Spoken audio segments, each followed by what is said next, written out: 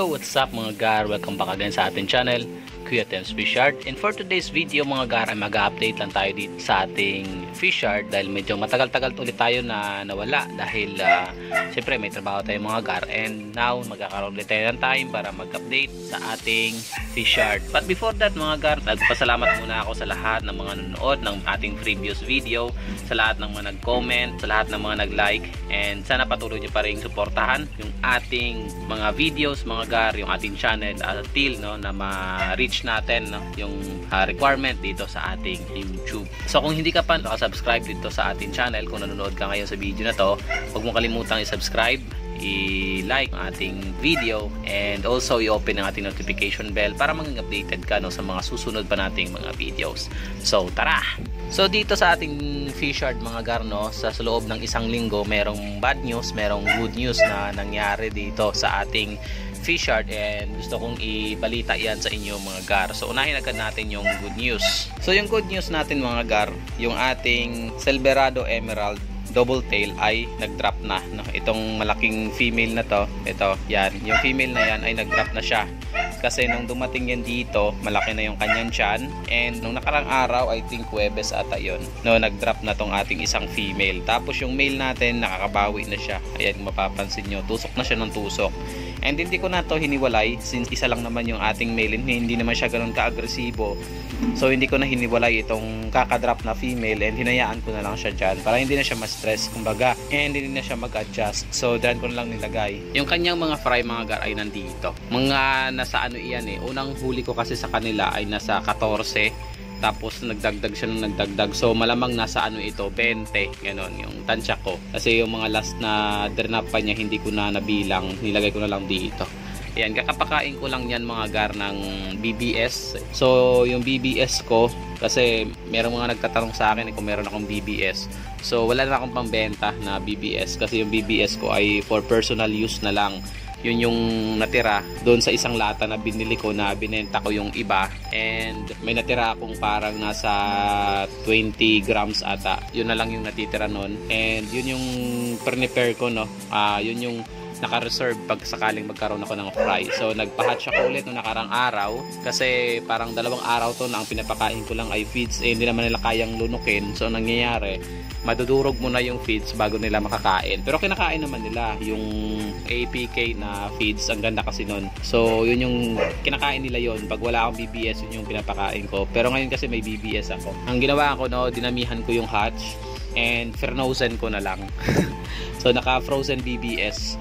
And dinidefrost ko lang, tapos nilalagay ko dyan. Ayan, kinakain. Ang mapapansin nyo busog na busog sila and active sila dahil hinahanap nila yung mga natitira pang BBS. Ito yung good news natin mga gar. Yun, nagkaroon na tayo ng fry ng Silverado Emerald double tail. So yung bad news natin mga gar ay dito, yung sinasabi natin nung nakaraan na magandang male na binigay sa atin, yung ating AFR Blue Ear.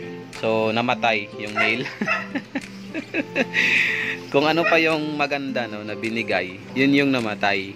Pero yung nandito, yung Silverado Emerald, pangit nung dumating pero hanggang ngayon buhay na buhay and malakas siya. Ayan siya, ayan, paikot-ikot. Yung nandito na malakas na binigay, yun yung namatay. Hindi ko alam kung bakit kaso hindi ko na nagamot dahil medyo busy ako sa trabaho nung last week dahil meron kami activity. So nakita ko siya nung Miyerkules ng gabi, hindi maganda yung kanyang langoy. So hinayaan ko lang, and pagdating ko ng Huwebes ng hapon, patay na siya. And hindi ako sure kung nakasundot yun dahil parang maliit yung tiyan ng mga female natin. Pero parang buntis naman, hindi ako sure. Ito kasi parang malaki yung tiyan nito malaki yung tiyan niya. So buntis siya. Ito hindi ako sure sa isa kung nalagyan to ng similya bago namatay yun. So lagay ko lang sila dito, maasa lang tayo na nagkaroon sila ng similya. Pero pag ilang week na hindi to lumaki ang tiyan nila, lalo na to, siguro hahanapan ko ng panibagong male ng AFR Blue Ear. Kasi sayang tong dalawang female na ito. Sayang sila. So isa yan sa bad news natin mga gar. And update na rin tayo sa mga iba nating breeders. Dito, parang hindi pa rin nabubuntis, Medyo mahina sumundot itong ating male, and parang pinaplano ko itong palitan. Pinapalitan ko siya ng yung reserve ko. Yan. Plano kong ipalit. dahil medyo mahina siya sumundot, or siguro dagdagan ko na lang ng male, no? Naisipan ko yan mamaya kung dadagdagan ko ba ng male or papalitan ko ng male. Ayan. Kasi mabagal siya hanggang ngayon hindi pa rin nabubuntis. Yan yung pinakauna kong pinagpartner. Hanggang ngayon wala pa. Tapos yung ating Santa Claus dito, medyo hanggang ngayon, no, nag-a-adjust pa rin sila. Pero kumakain naman na yan pagka binibigyan mo ng pagkain. Kumakain din naman. And napapansin ko din namang sumusundot. Kaya hoping tayo dito na magkakaroon ito ng fry para ma-check talaga natin kung hindi ba talaga nagbi-breed yung mga ribbon, kasi ribbon din lahat. And dito sa taas medyo malabo lang. Ayan, no, lumalaki na yung tiyan ng dalawang female. Kaya ewan ko lang, no, kung ayan, no, lumalaki na yung tiyan, tapos nakaka-adjust na kasi yung nandito. Ayan, no, nakikipag-interact na talaga sila pag binibigyan mo ng pagkain. Ang siba talaga nila. So hoping talaga dyan tayo na magkaroon tayo ng fry ng mga ribbon. So yun, wala naman tayo ng ibang mga breeder. Yan lang naman talaga ang breeder natin, mga gar, isa, dalo. So apat, no, apat na strain lang yung breeder natin. And meron lang tayong 5, no, na tryo ng ating mga breeder. The rest kasi pinapaubusan natin to. Hopefully may bumili, no, sa ating fish yard.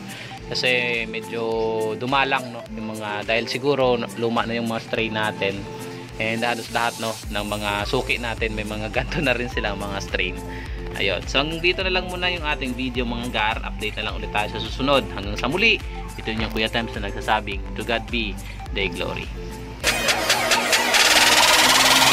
What they don't do shit.